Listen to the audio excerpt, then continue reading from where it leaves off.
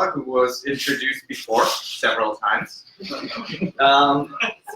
Then Padraig from Goldsmiths. And last is going to go Schroeder. So I'll read the panel description out first. The crisis of neoliberalism in the European Union. What is the EU for the left today? Does the left believe the EU should be overcome on the basis of the EU itself or against the EU? How can the left address the current crisis of the EU with the aim of overcoming capitalism and achieving socialism when the political expression of its crisis has largely come from the right? The clarification of the EU's nature and appropriate responses seem to be one of the most pressing issues for the left on the continent and beyond.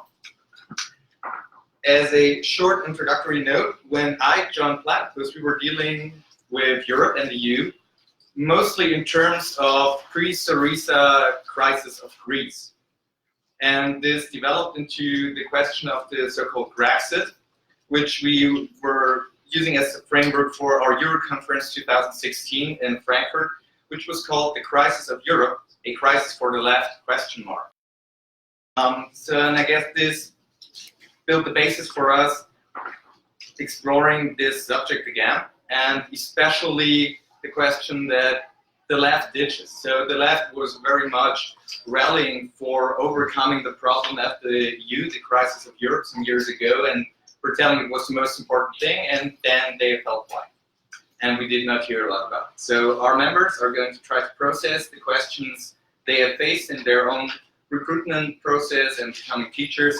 We're going to have 5 to 7 minutes by each panelist, and then I'll open it up for questions, and we'll need to be done by 4:30. All right, without further ado, Andreas, please.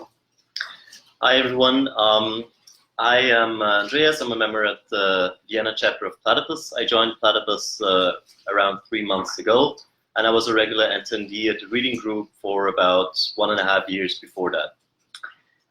So therefore, this is also my first international convention here in Chicago, and I'm very much looking forward to, well, the following days.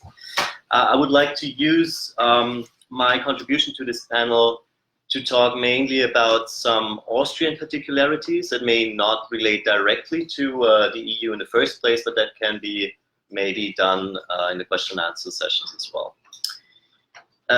Well, like I said, I would like to elaborate more on current political developments in Austria, more specifically the recent election of the far-right government, and how's that a reaction to the crisis of neoliberalism in the EU, and correspondingly how the Austrian left reacted to that, and finally what that could mean for Platypus as a project international, but of course also in Vienna. Yes, so given the time constraints, I will do so by picking up on 2 specific points. First, I will talk shortly about the conflation of the Austrian state and the trade unions, which is a kind of particular situation in Austria, and what is renowned in Austria as the so-called Thursday demonstrations. All right, so in the second half of the 20th century, after World War II, Austria developed one of the most effective so-called social partnerships in Europe.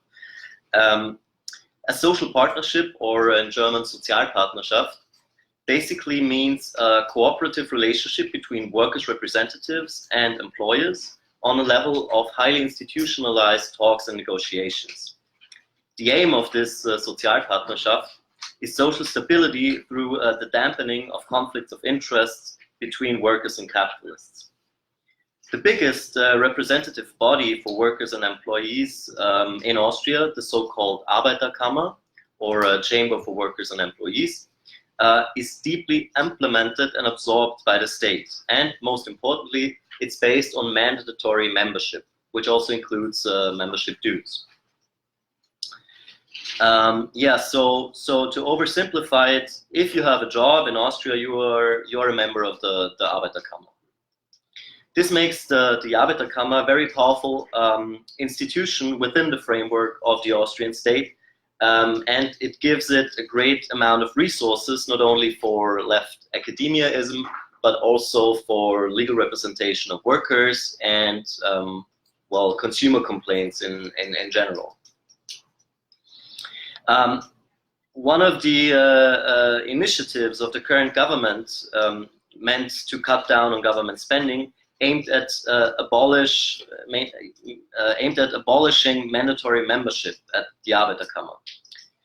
This created a public outcry, but also showed deeper confusion within the Austrian left and the reaction of the Austrian left. While, for example, the Austrian fraction of the INT, the Funke, was in favor of the abolition, large parts of the liberal left actually opposed it, since, according to them, it would mean a significant weakening of actual representation of workers. The point is that the integration of traditionally trade unionist functions in the state apparatus, which is a result of 50 years of this well-practiced social partnership, further obfuscates the role of the existing left today. And the crisis of neoliberalism now makes this more apparent.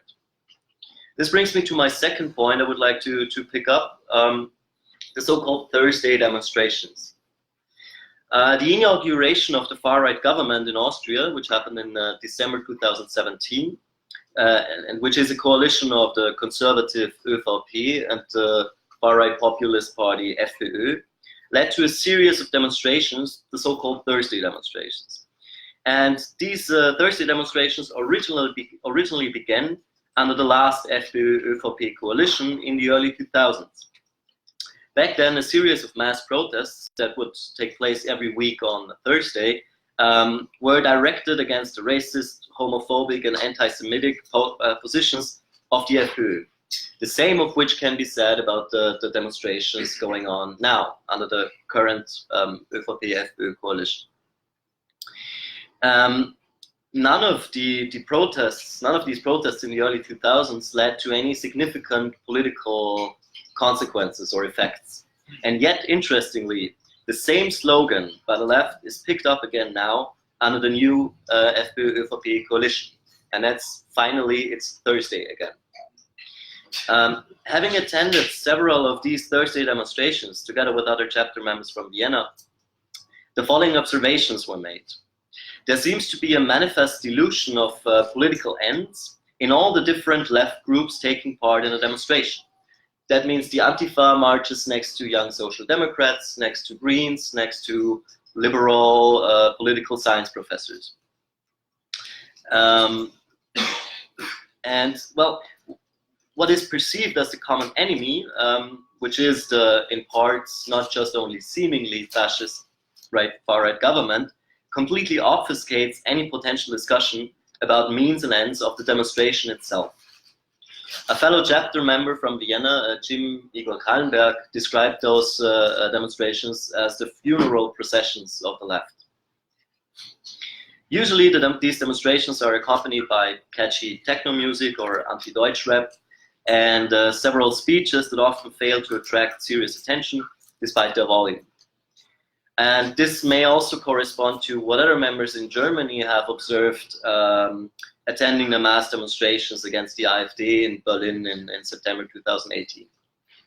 So what could that mean for Platypus, especially in Vienna?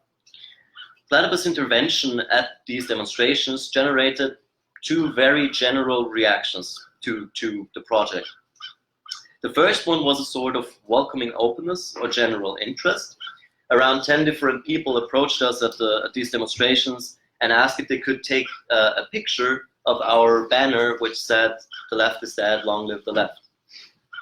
The second sort of reaction that was generated was the accusation of cynicism. In a way, like, how can you conduct reading groups and panel discussions while the welfare state and the rule of law are being undermined? These two reactions to Platypus might be characterized as two sides of the same coin, namely the rationalization of the left's own impotence. And it is that which is what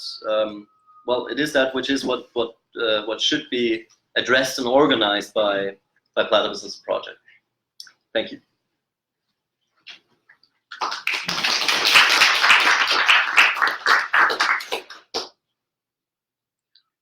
Okay, so hi everyone. I'm Panos. I am not a member yet of Platypus, but I'm in very close contact of Theo Velisaris, which holds a sitting effort in the chapter of Athens, and Theo and I ran at first time the Panteion University for the first time the reading group, and also I have translated the Platypus synthesis in Greek.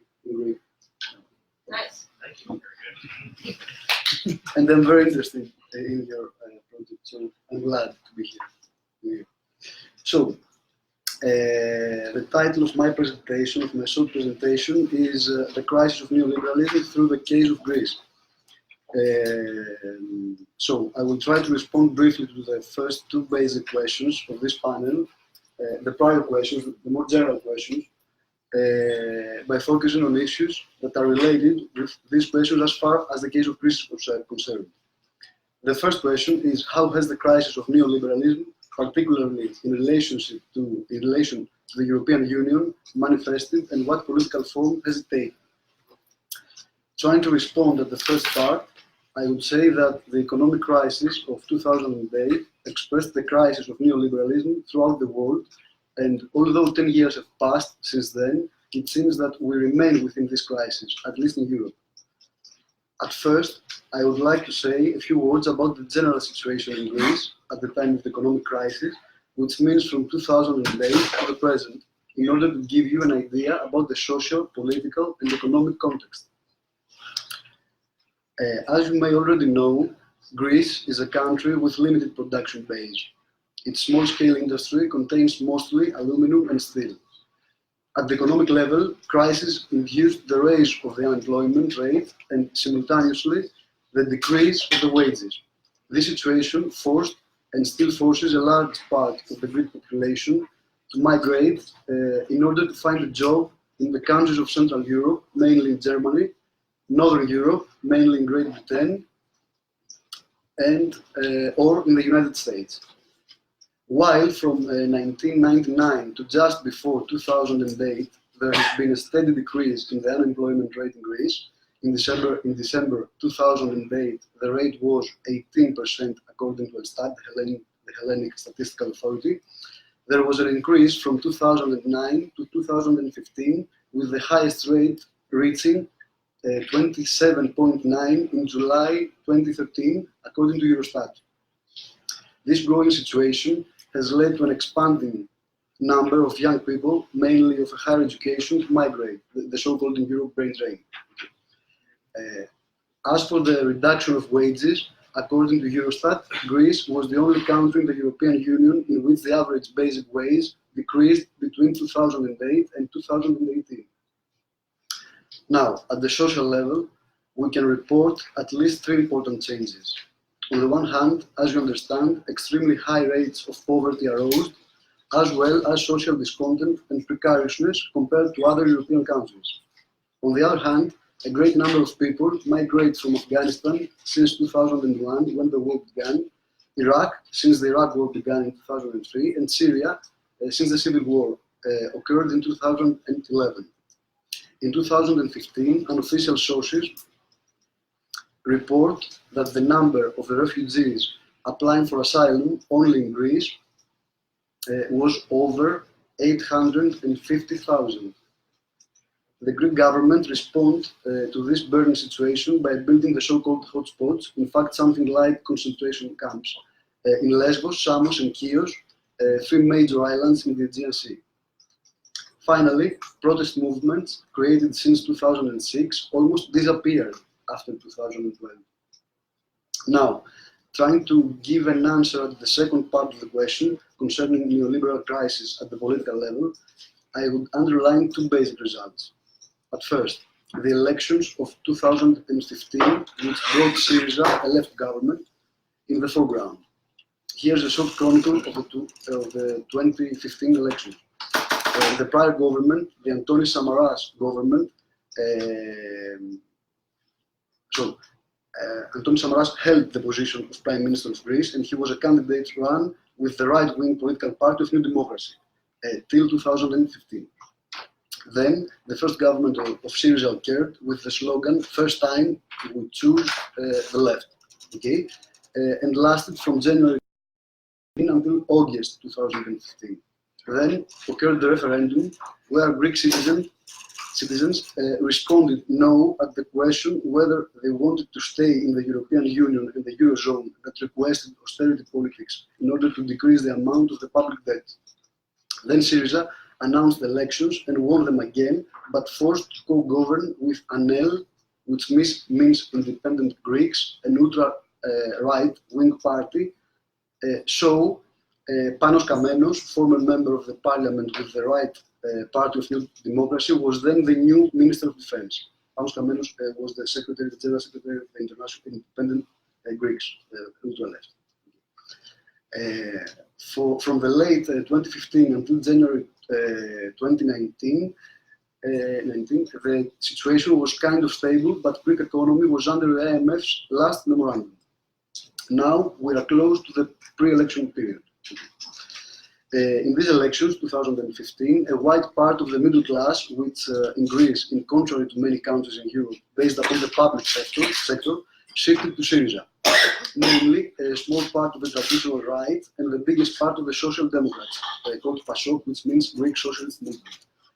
The theoretical background in general of Syriza is a mixture of Euro-communism, the new left, and elements of post-political left. The second result was the rise of ultra-left, namely the fascist political party of Chrysiargi, means called Golden Dawn, which points out, in my opinion, that Greek left and the political movements of the previous period were unable to give revolutionary and creative directions towards society, and also expresses the disorganization or the inability to organize in new forms. Today, 4 years after its election, the situation for Syriza is difficult. It seems that a big part of its previous voters has already shifted to the right party of New Democracy. In general, a shift of the parliamentary political spectrum to the right during the past decade is very clear. Now, in relation to the second question, that is, how is post-neoliberalism beginning to take shape, I would say that that's my idea, that at the moment the crisis of neoliberalism takes the shape of the normalization of the status of crisis and the continuation of neoliberalism. In other words, post-neoliberalism is the permanent crisis of neoliberalism so far. In Greece, this phenomenon expressed itself by the continuity of neoliberalism through the government of Syriza, meaning the expropriation of neoliberal politics from a left party. In fact, the political moves of Syriza government after referendum, following austerity politics in the European Union, would aim the reduction in the government's primary budget deficit of Greece. The main recipe for this to work is a reduction in government expenditures and an increase in tax revenue. This kind of politics led some small groups, in particular from the theoretical perspective of communization, to call Syriza capitalist left, or more precisely, left of the capital. There's a story told among a small group of leftists in Greece about a formal pamphlet concerning economic crisis and states policies appeared from OECD, the Organization for Economic Cooperation and Development, during the 1990s. In a few words, the main goal of this technical economic paper is to give advices to ministers and prime ministers from the experience of the IMF in its first phase of neoliberal policies, that is the Latin American experiment, the so-called Latin American experiment.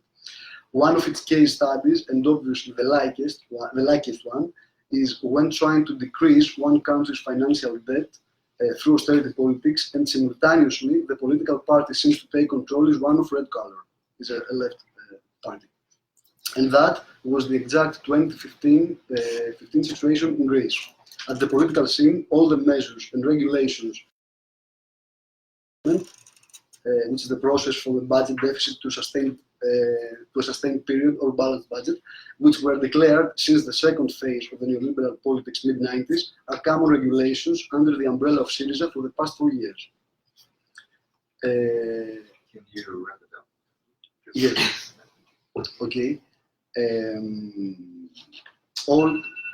At the political scene, all the measures and regulations of fiscal adjustment, which were declared since the second phase of the neoliberal politics, mid-90s, are common regulations under the umbrella of Syriza of the past 4 years.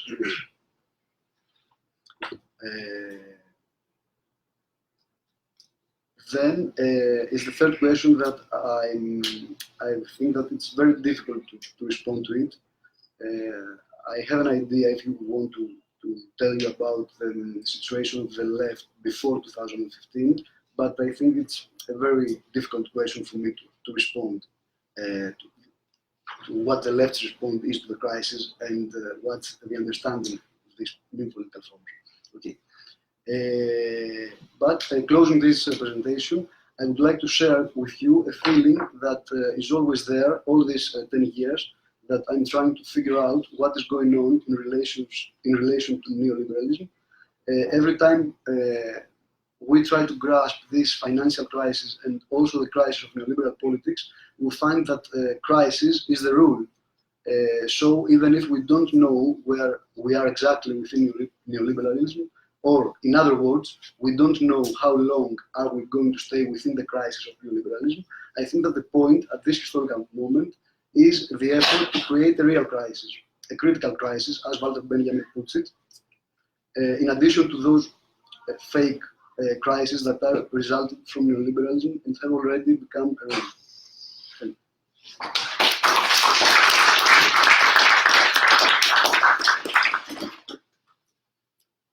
All right, so as I said before, I'm French, but in Denmark, so I thought I would talk about France and Denmark, one next to each other. This way I don't have to talk too much about Denmark and things I don't really know yet.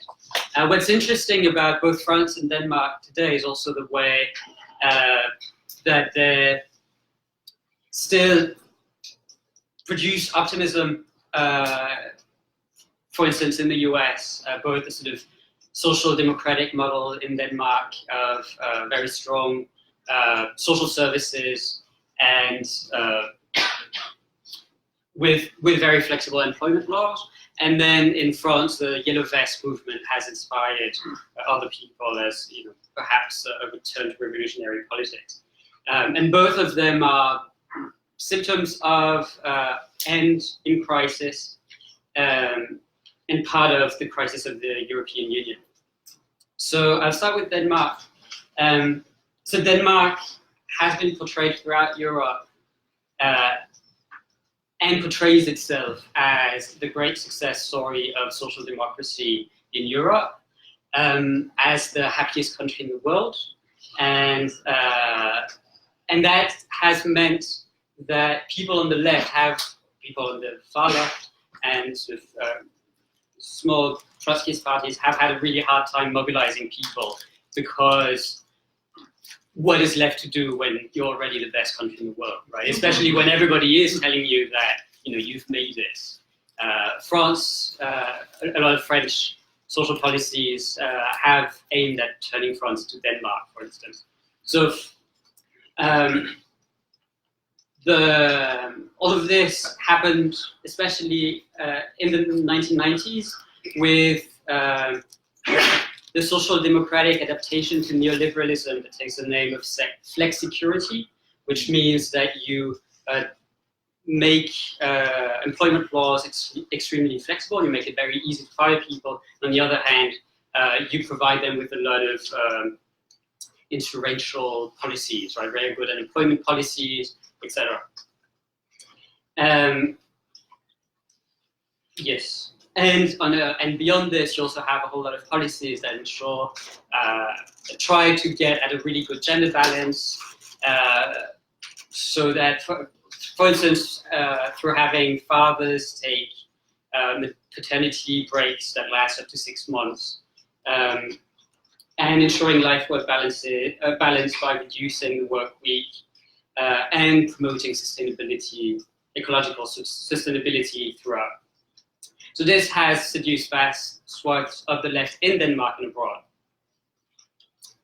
Yet, at the same time as these policies were implemented in the 90s, a centre-right party called Danske Folkeparti, the Danish People's Party, rose and became emblematic also of the rise of the far right in Europe. It is a centre-right party in Denmark, like officially, even though people will call it an extremist party, and it is a party that promotes strong social policies at the same time as it promotes very strong anti-immigration policies, which have become even stronger with the migrants crisis. So the Danske Folkeparti has become, during that period, the only political party, as it were, the only party that was pointing that there was something wrong in Denmark, and that was succeeding in doing so much better than the left-wing parties. At the same time, so the Red-Green Alliance appeared a bit earlier, where it was a union, a bit like Die Linke, a union of micro left-wing parties and sects, and the inheritors of the Communist Party of Denmark.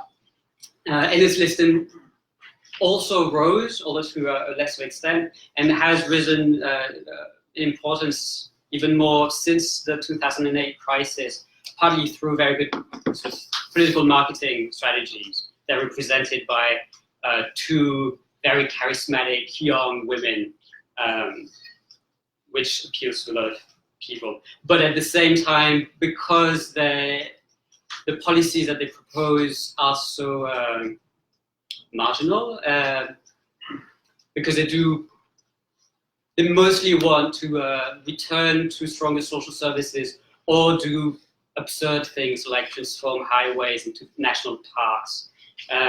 The few people actually take them very seriously. Their role, the people who vote for them understand their vote as a way to move the debate leftwards, right? Unlike the Danske Folkeparti, that really animates Danish politics, even though they've never been in government. They refuse to be in government in order not to have to bear responsibility for policies, but they control a lot of the votes because of their position in parliament. So, now since the 2008 crisis, my understanding of what's happened, and especially in the past few years, there's been a growing discontent among young people against their parents' depoliticization. And as a result, they've turned to American-style politics as hope. Yes. So feminism and race, and like queer race feminism at the same time. Let me turn to what's going on in France as a comparison. So in France, over the past few years, so Denmark hasn't been troubled dramatically by what's happened over the past few years. The political spectrum is pretty much the same.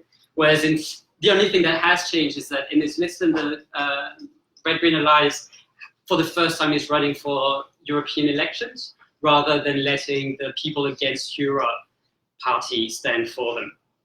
Now, in France, over the past few years, we've seen the destruction of both main parties, with the main Socialist Party and the main Conservative Party, which have been by the neoliberals themselves in order to create this monster party called March On March. And that has strangely or paradoxically strengthened both the anti-European left wing and the anti-European right wing, was with the National Front and Mélenchon's party. The Yellow Vest movement that has emerged spontaneously, more or less, has been instrumentalized, or how people have tried to instrumentalize it from every side. Mostly, actually, the left has been more successful at doing this, but the one who has been most successful at instrumentalizing them is Emmanuel Macron, the president, who's been provoking them to more and more violent forms of action, and at the same time encouraging them to create their own political party in order to take, for the European elections, in order to take votes from the far left and the far right, which it hasn't realized yet, but that's still a possibility. So I'll say with this now. Thank you.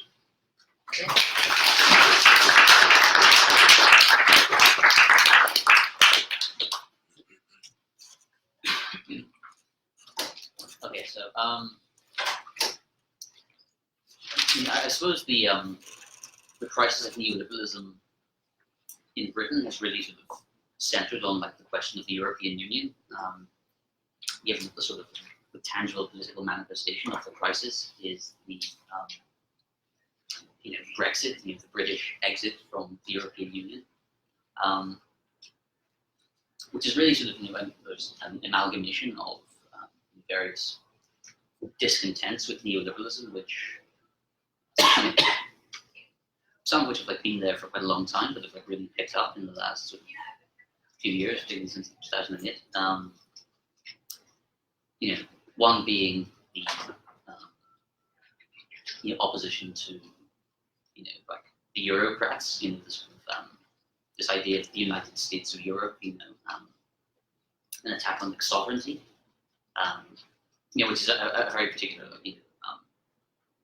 this sort of idea of like a United States of Europe, European federalism is a sort of particularly sort of a phenomenon of high neoliberalism, from the mid 90s through sort of like early 2000s. Sort of like triumphant neoliberalism. And then the sort of second, we can characterize it sort of major discontent, particularly with the referendum, which people voted to leave the European Union in like 2016, was coalesced to a certain extent around the question of immigration, which is I think quite a like broad sort of issue like across this like discussion of neoliberalism in the EU, particularly as the referendum happened in like late June 2016, and throughout the summer of 2016 you had like a real immigration crisis of the EU.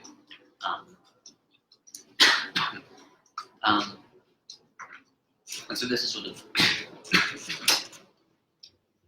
excuse me.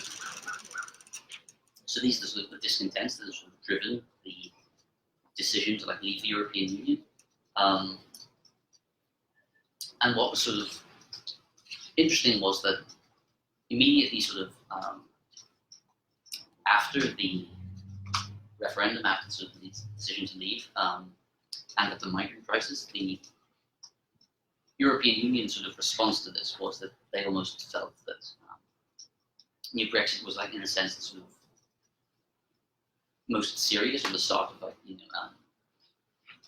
a sort of a spark of potentially a sort of an existential crisis of the European Union. There were fears, that justified at the time or not, that the European Union might like collapse among sort of like European sort of technocrats and European leaders. Excuse me. But what's been interesting sort of since then is that with the sort of like ongoing, continual, like never-ending attempt by Britain to leave the European Union, which is sort of a whole series of like soap operas, one after the other, has actually sort of in a sense led to not to sort of the collapse of the European Union, but in many ways to the re-entrenchment of the European Union through different sort of forms. Firstly,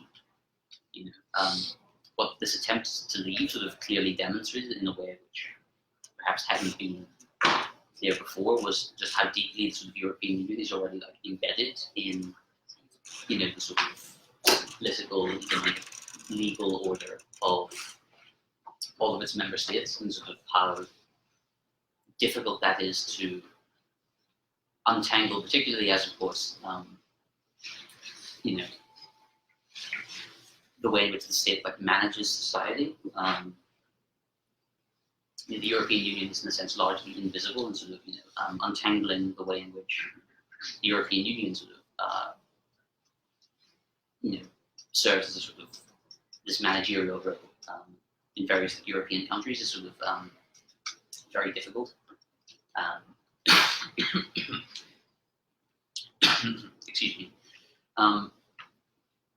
But what has also happened is you've seen these sort of issues. If we take these two issues I mentioned as the sort of two of the main like drivers of like Brexit, you've essentially seen a capitulation, if you will, on the part of the European Union to these two like discontents with neoliberalism. So that there are, for example, now there are there are no European like federalists in like the institutions anymore. There's no one really like espousing this idea of a United States of Europe, really. And secondly, you have,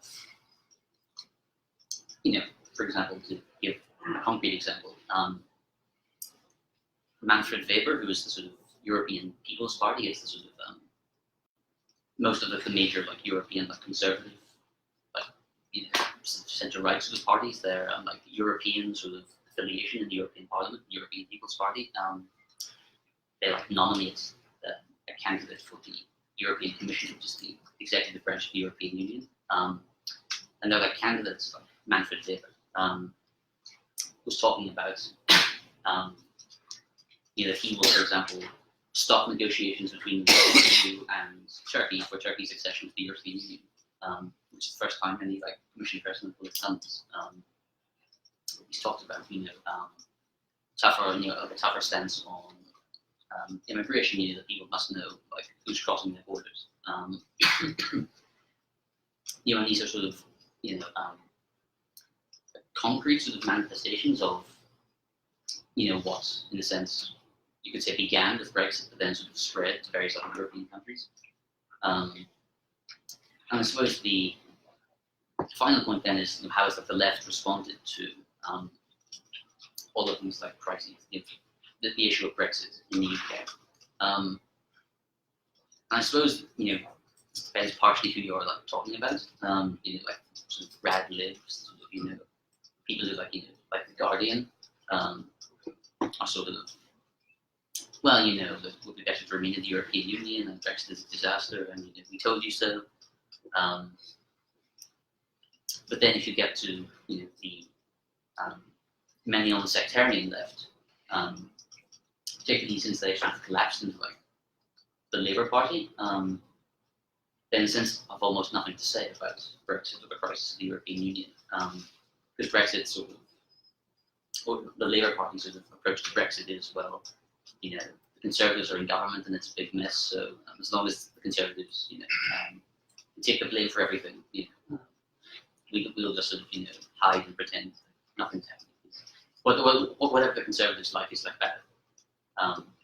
So Labour doesn't have a sort of position, and given that most of the sort of sectarian left is sort of, they're like campaigning is like, Tories out general election now, they just want a Labour government. They sort of like follow along in the wake of the Labour Party in that regard. And I think I will finish there.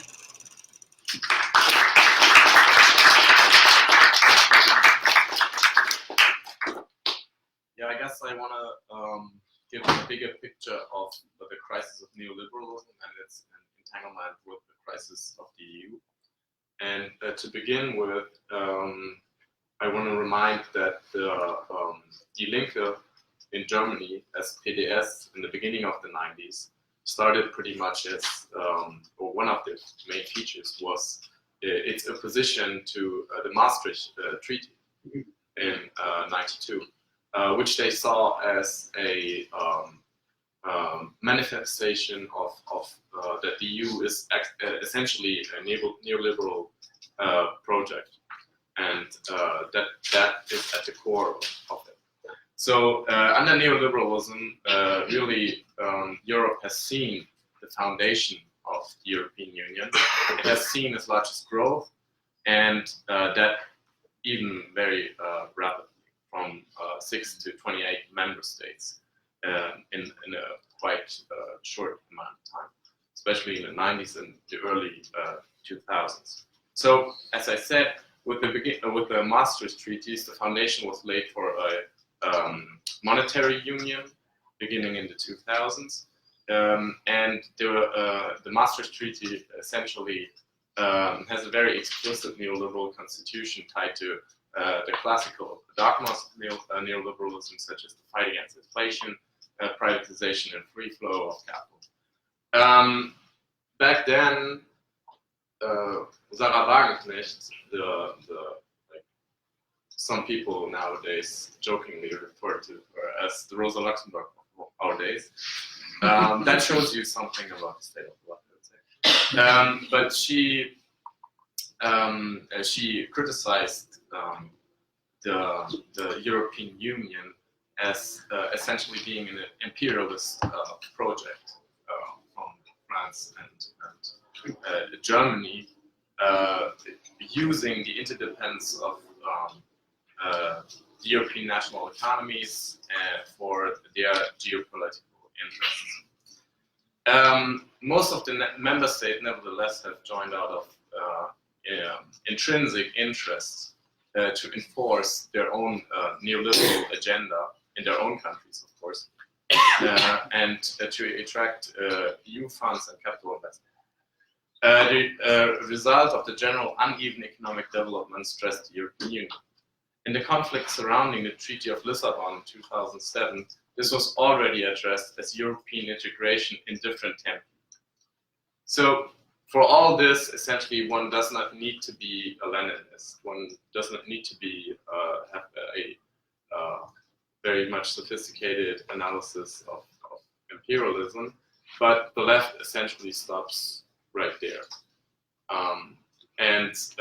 It didn't dissolve that conflict. What it essentially meant for Sarah Wagenknecht and others to call the EU an imperialist project. What that meant in policy was not really elaborated throughout these 30 years of the emergence of the millennial left, and which resulted in Germany, remarkably, in a new left party.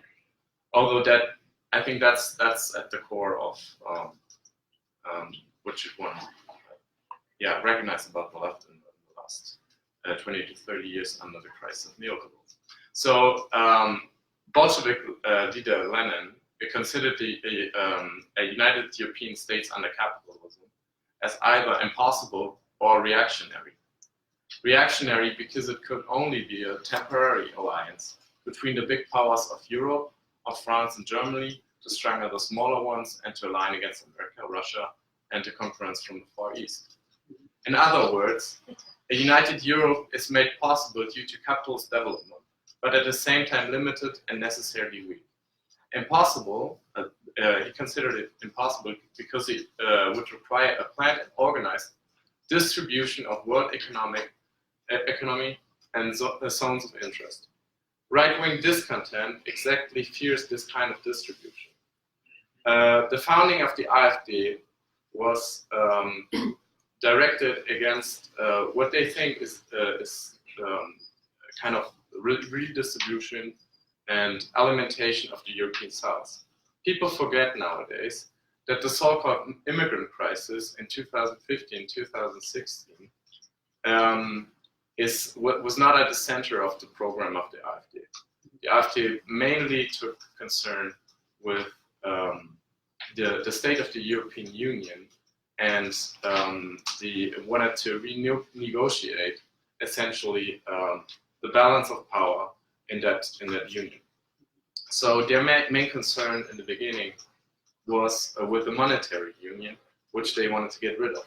Nowadays, the AfD is not opposed against the EU. All they want is a stronger Germany within the EU, as we see in other countries with other right-wing parties. So, two things about the AfD I think are important. First, that the AfD is not a merger of ultra right-wing parties such as the NPD and other Nazi fascist parties, but it's really a split from the CDU. Meanwhile, these ultra right-wing parties are in agony, and one could claim that they lost significantly. The second point is, like I said, that the AfD at its core is an anti-Euro party, meaning the currency, and one could say an anti-Greece party. So before 2015, basically everybody agreed that the crisis of the European Union is a crisis of democracy. The left back then fought against unelected control by bureaucrats, relative loss of significance of the national parliament, and so on. In this year's European election, these demands have been completely taken up by the right. The left has capitulated to the ideology that the EU sustains peace, free movement, and some kind of enlightened cosmopolitanism. The pro-European, pro-refugee parts of the left has painted the existing conflict as one between European internationalism and reactionary nationalism. So, and that manifests that the whole left in Germany essentially collapsed into the Linke and into two different varieties within the Linke, which manifest around the wing of Kipping, on the one hand, which proclaims this pro-refugee, pro-European stance, coming from an anti-fascist legacy, and on the other side, Sarah Wagenknecht and supporters such as Wolfgang Streeck and others who represent a return to the national state as, quote, the only side of the politics amenable to anything like a redistributive state or an egalitarian democracy. That's so. On the one side, you have a misuse of Lenin's imperialist theory for essentially backing left nationalism, and on the other side, you have a completely collapse into the existing neoliberal driving parties, the Greens and the SPD. I mean, I would have more to say, but I think I'll leave it up to there and to the discussion.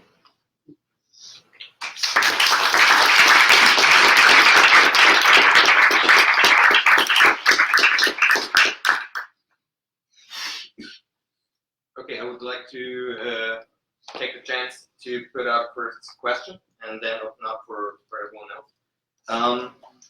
To me, one thing that I can't really wrap my mind around is it was discussed before on the podcast also. Platypus says that Angela Merkel has declared that she's going to withdraw from politics, that she's not going to be the chancellor again. And I think, especially before Brexit happened, she was the most influential European politician.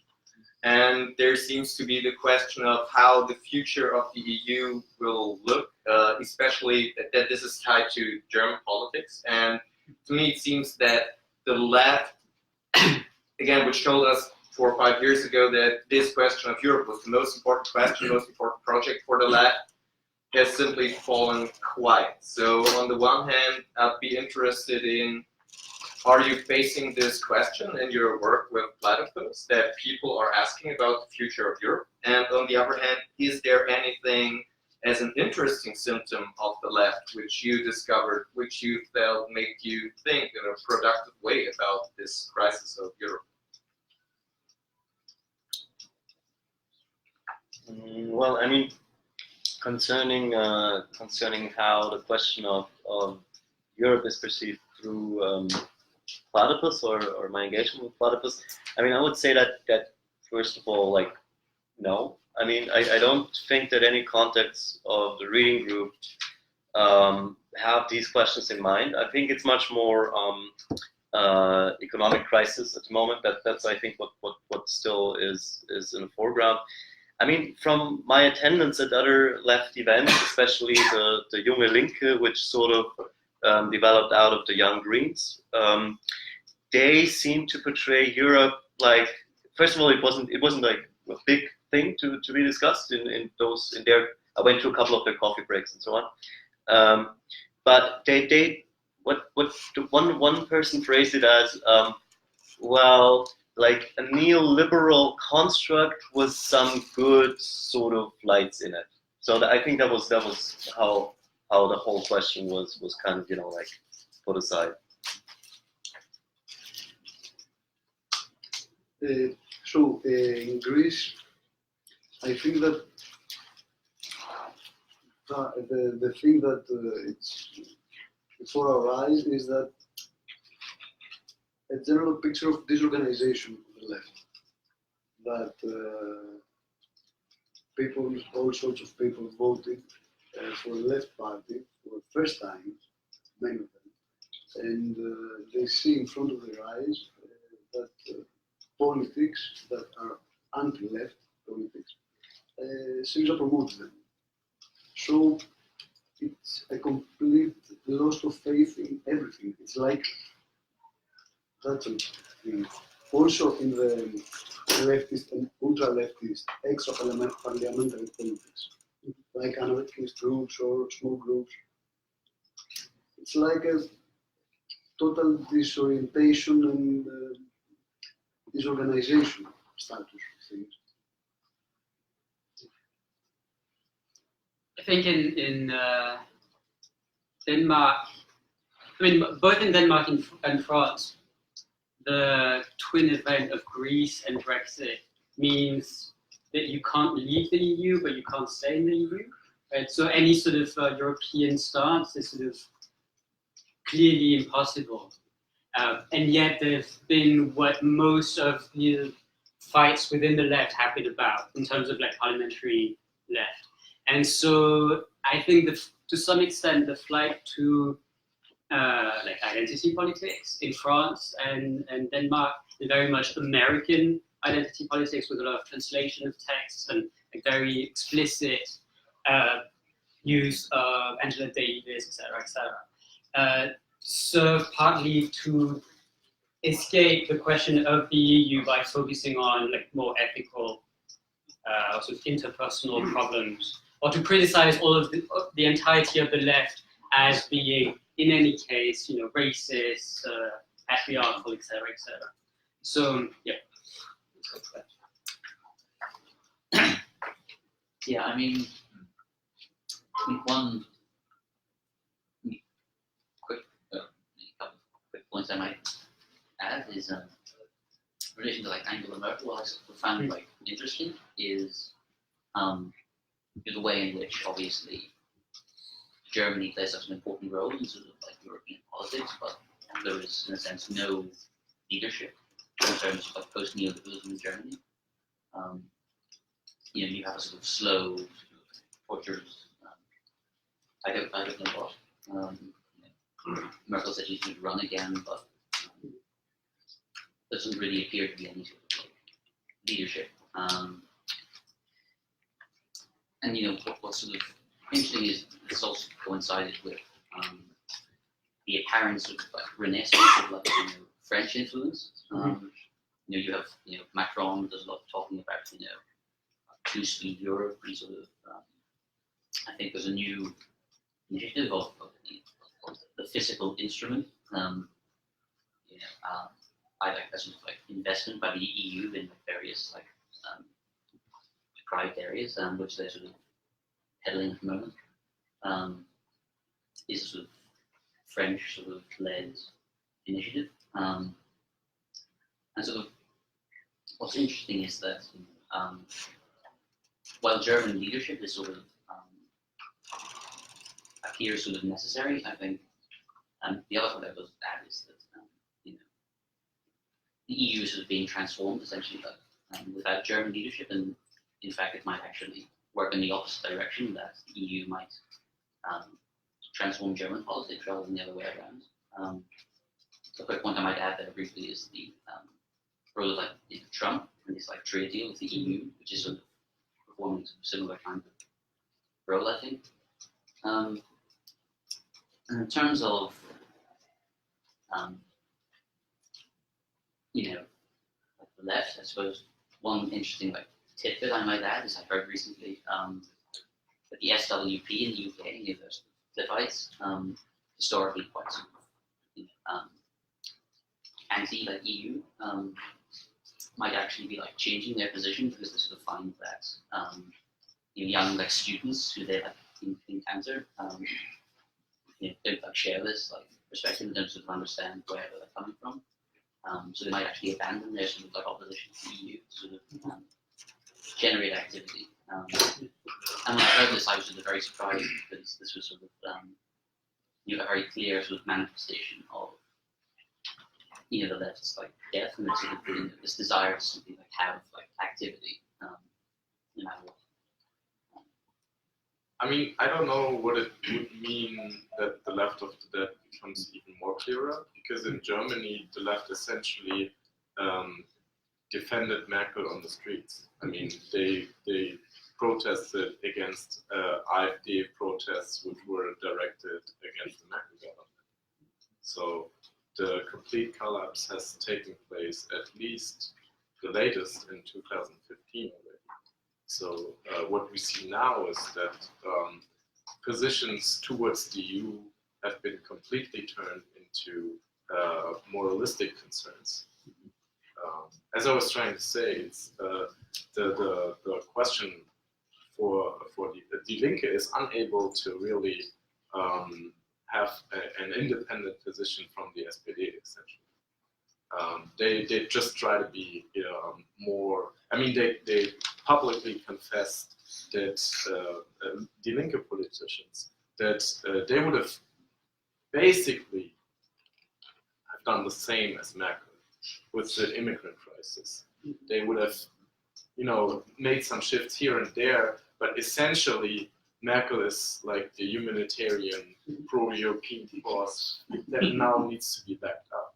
That's how far like the collapse has been going. Okay, so I've seen Ethan first and then Richard. So that's one question at a time. My question is about activity for the next year and initiatives, because I actually, in Northern Virginia, we have an Austrian attendee, and he's always asking about the German PR and events like that. And so, what kinds of panels do you think you could successfully host, or teach-ins do you think you could do? Whether it's maybe Greece and anarchism and Marxism panel, or an immigration and the left panel, or maybe even a political party and the left panel to highlight what's missing, that there is no left party that can suck up these discontents. I mean, understandably, it's hard to find anybody that wants to ask these questions to themselves, but do you think you have any initiatives in mind that will take you into the next year?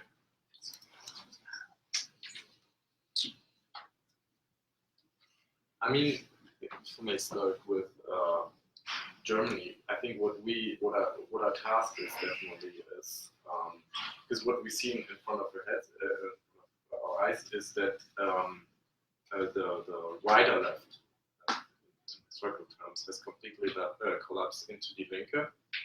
So there's in Germany, unlike in Britain, and really unlike in France, but also in the US. There are no sectarian organizations outside the Linke. No Marxist organizations, and that's something that's not so that's really like recent within the last 5 years. You saw in 2009 protests against Die Linke from anti-fascist groups and the bigger interventionist Linke, which is a broad like post-autonomous left group, and meanwhile they have like a very open, like explicit alliance with Die Linke. And what I think is necessary for Platypus in Germany is to digest that history and to ask about these last 20 years. I mean, in terms of initiatives, one thing I sort of was discussing for the last probably months, which is not directly a panel initiative, but something I sort of felt the need of doing also, since I became a member quite recently, that was based on my own experience. That is something like mapping the left in that sense, which would mean creating a sort of register for basically Vienna in that sense, or the city where my chapter is based, and having this sort of like rooster, right, where you can have a lot of like basic facts about all the different sectarian, non-sectarian left organizations. That would entail, you know, the year of their foundation, number of members, what is their self-understanding, what is like, in which tradition do they see themselves in, if any, in that sense. Which, I mean, you know, like I've discussed this quite in length with my fellow chapter members, and this could, you know, serve as one of fellow chapter members called like a menu, right, for new members, and it would also address what has been mentioned at the earlier panel, that the fact that it seems to be that more people approach Platypus without having been educated by the left before, in that sense. So with that tool, they could have a sort of, you know, like just to see what's going on, and then, you know, you can still, I don't know, Google these organizations and like them on Facebook and go to events. That was something I had in mind. I mean, we already started with that, and we already have like a few contacts we can have interviews with, or send them like a questionnaire or something. But yeah, I'm still quite unsure how that will play out, but that was something I had in mind. Okay. Sorry. No, I was just going to say one brief thing, which was that you know, we did host in the UK a democracy in the left panel, where we sort of thought that, you know, the question of like Brexit and the EU might be more prevalent than it turned out to be. I mean, it sort of came up towards the end of the panel, but what was sort of noteworthy was the sort of this was part of maybe a question of the curation, but the way in which the issue, which has been, you know, we had this panel like the day before Britain was supposed to like officially leave the European Union, which didn't happen. But, you know, this issue, which has been, you know, dominating like politics for like so long, was just not addressed in any way. Yeah, so I mean, I think I don't have any like concrete idea of like in terms of initiatives, but you know, reflecting upon that might sort of, you know, provide a way of considering what type of initiatives like might address this issue in the future. And I think one of the best ways to address perhaps that crisis, rather than talking directly about Brexit, would be about talking about 1989, which, because 1989 for Europe is not just the end of the Soviet Union, but it is German reunification. It is not long after the Maastricht Treaty, and it is in 2000 the integration of all the Eastern Bloc countries within the EU, which really is at the root of a lot of the economic policies of the EU and the crisis of the EU right now. Like, part of Brexit is also about, you know, 1 million, 2 million Polish migrants going to the UK to work. Like, that's concretely what the xenophobia is about, right? So, and it's the same in Denmark. So I think maybe going back to that moment of both hope and ambivalence in '89 towards both the EU and the collapse of the USSR might be the best way of really addressing what's going on now. Okay, next I have Richard and Panos, and put their photos.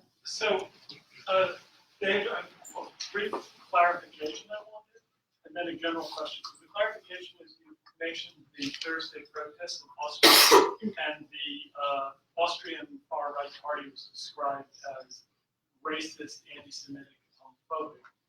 Is that your characterization or the view of the left? And if so, how would those things be manifested? And then the general question is, so if there's some kind of recrudescence of nationalism, potentially, how does that manifest ideologically? If nationalism isn't just a matter of politics, how does it manifest at the level of people's actual sense of themselves? Is the nationalism of the 21st century fundamentally different from that of the 19th and 20th? Or is it just a continuation that something was there and it was dormant for a while and it's just coming back? Right. Just in terms of clarification, that like the general, let's say this like very broad left alliance organizing the Thursday demonstrations, I think that's the rhetoric they use to get people on the streets. Like that is what they write in their Facebook postings about the Thursday demonstrations. That is what they say in the sort of speeches they give during the demonstration. And so that is. Do you think it's true? Or? Well, I mean, to a certain extent, yes. But the thing is, especially with terms in terms of like, I would say, members of the Freedom Party, how they act on social media. The point is, I'm not sure whether calling them out on these issues actually will do anything in changing the situation. That's what I would say. But in terms of anti-Semitism, yes, the Freedom Party has a tradition of organizing in its history all the old Nazis of Austria. So there is definitely some truth in those claims. Yes. To talk about both questions, like the anti-Semitism and the nationalism are interesting because Denmark has been nationalistic has a strong nationalism throughout the board and has had so for a long time. But you have you wave Danish flags at birthday parties, right? It's sort of in there for everybody. But at the same time, there's no anti-Semitism, partly because there's no Jews, or very few of them. And you have the sort of anti-Islam sentiment but it's about, it's both about losing of the values of Denmark and like gender values, gender equality, etc. And that sort of thing. Whereas in France, nationalism has sort of come back all over the board too, like on the left quite strongly.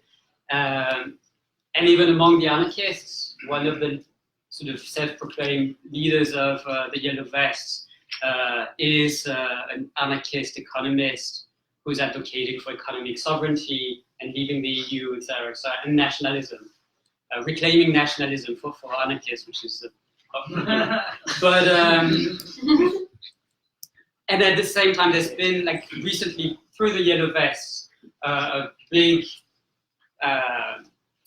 scandal around anti-Semitism on the left, where the Yellow Vests were accused of being a right-wing movement because a lot of them had anti-Semitic slogans, etc. And then this polling agency, this French polling agency, said, well, actually, if you look at the numbers of far left, and the Yellow Vests are not more anti-Semitic than the rest of France, 50% of French people are anti-Semitic, only 45% of the Yellow Vests are.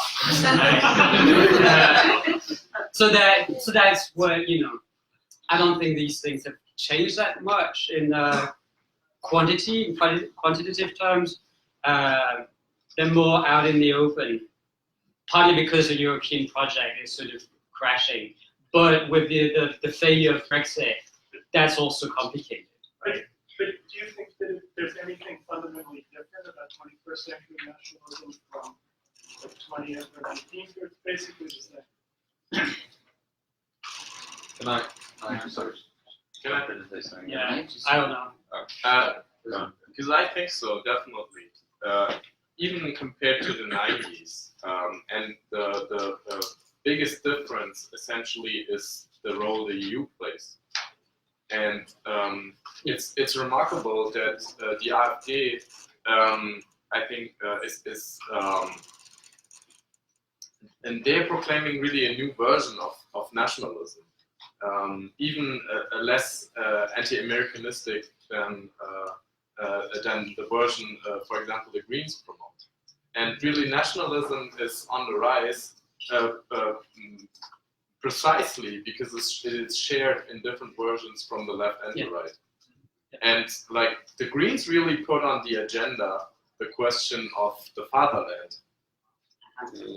That's really they try to, bypass, they really try to bring that home again. And they're like in recent months, the most prominent politician in Germany, the head of the Greens Party, Robert Habeck, that's his central topic, the fatherland.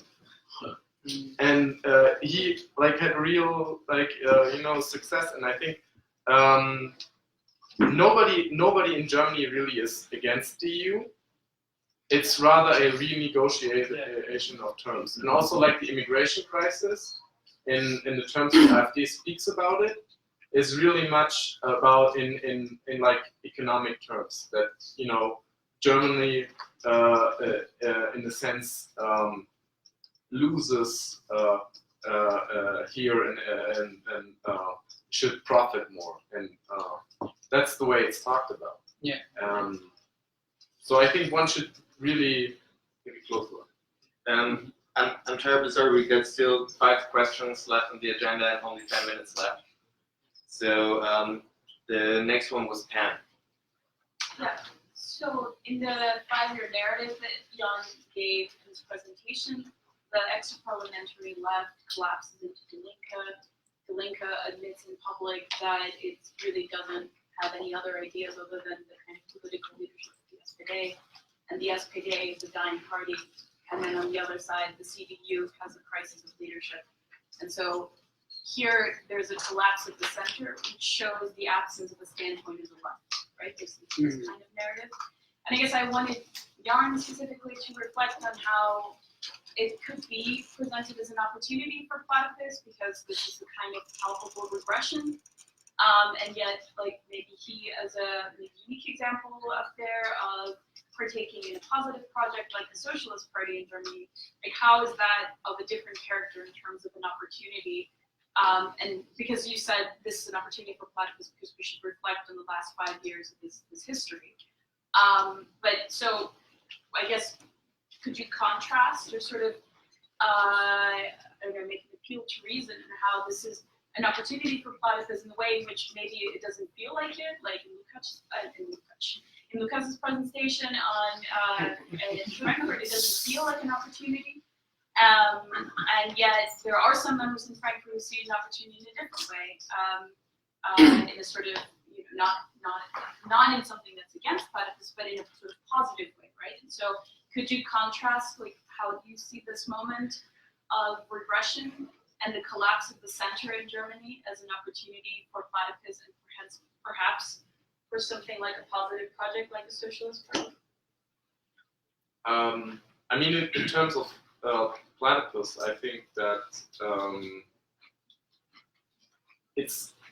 I feel like Platypus in Germany has not yet arrived, in the sense that we've been, and that's what I tried to say about that we need to digest not only the last 5 years, but really the emergence of the Greens and Die Linke through the new left.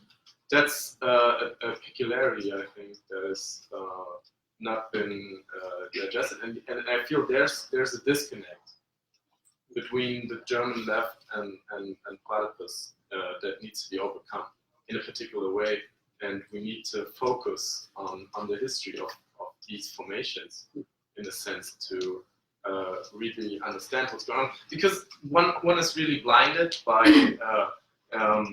this whole trends coming from the US, who are only mirrored, in a sense, by the campus left. And of course, there are these really tiny sectarian organizations who work within Die Linke and who are nothing more than poster holders for their bigger organizations in Britain. I mean, that's what they do. That the SWP and the IMT in Britain, they can claim they're international because they have 5 people in Germany And Austria. So.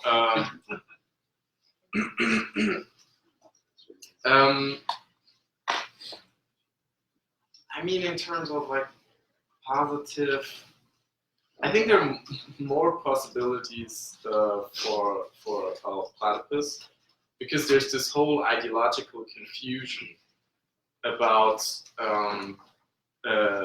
really internationalism, the EU, and these questions. and we can make like this a learning opportunity, because I think there's like discontent with this. I'm more skeptic about my and essentially, I mean, it's like a 5-people project with other Platypus members, the campaign essentially, and we had like I said to other people, we already had our first. I mean, we were more people. We essentially the project split along the lines of PC identity politics for no reason. So, sorry, Panos. Cool. I'm just like trying to bring some threads together, but Panos mentioned that like the crisis of neoliberalism is really just the continuation of the crisis of neoliberalism. And in that sense, I think Victor made a good point of relating it back to '89, or even just the Maastricht Treaty. And I'm wondering, this is sort of a continuation of Richard's question as well, of like, first of all, how did the welfare state go into crisis? And there seems to be a turn away from nationalism to internationalism with the creation of the EU, sort of the late 80s, early 90s.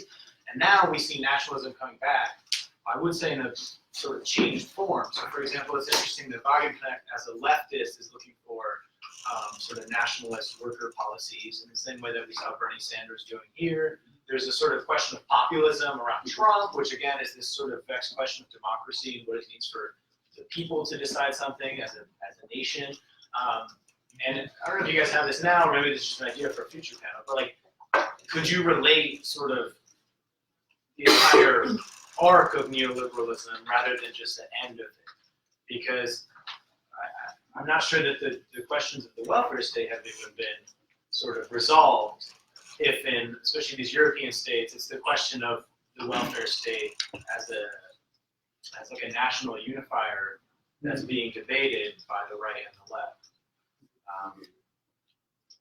I'm not sure what the question is there, but like, because I'm not here on the history myself, but the sort of creation of the EU, I think presupposes certain things that are going into crisis now. Yeah.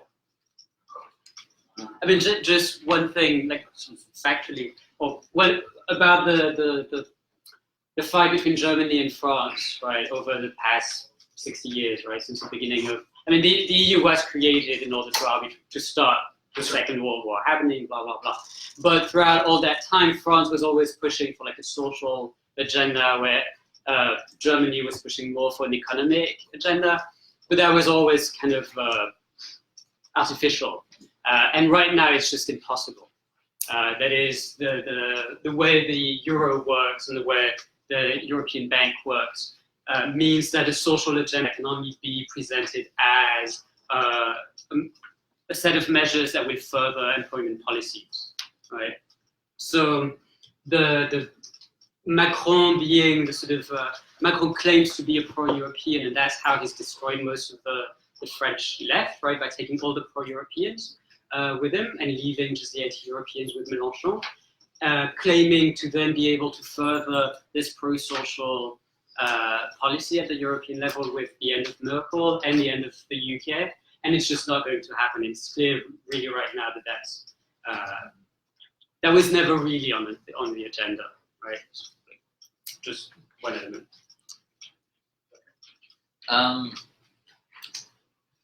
Yeah, and I suppose one thing maybe to like sort of connect a couple of points is that I think Jan mentioned brought up like imperialism earlier. I think Richard sort of was asking this question about the changed like character of like nationalism. I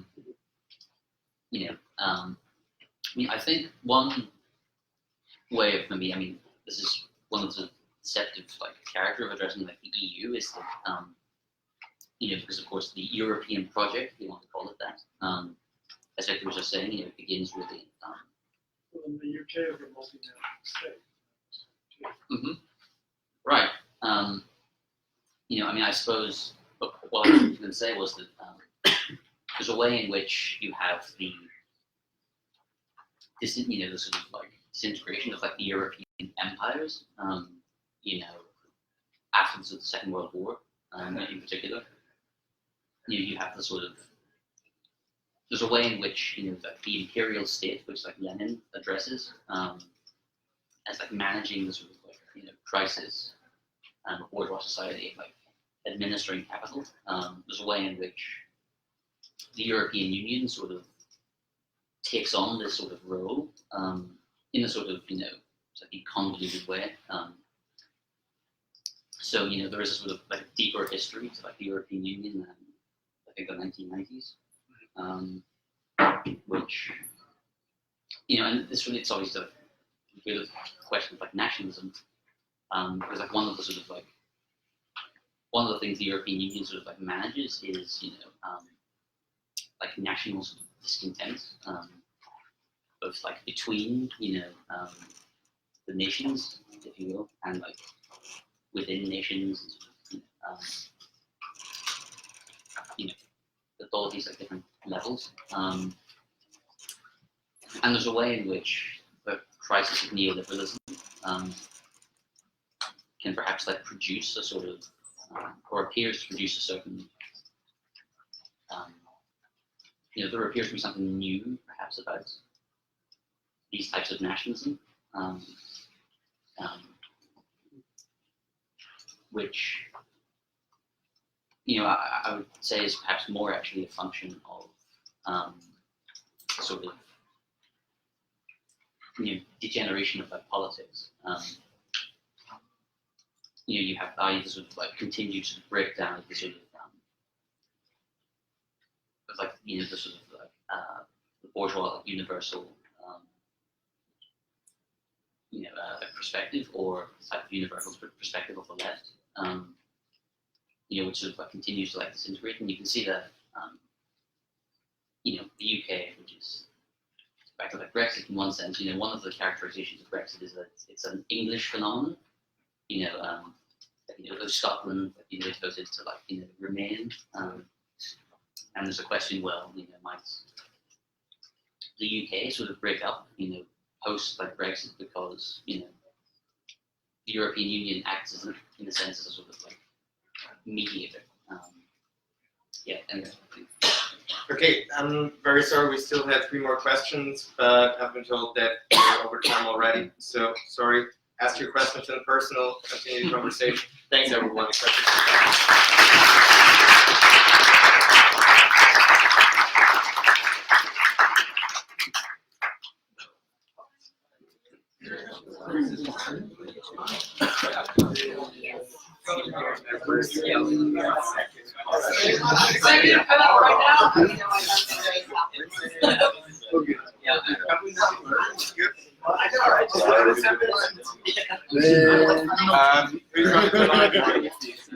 It's the tiredness on time, and also deadline, so it's like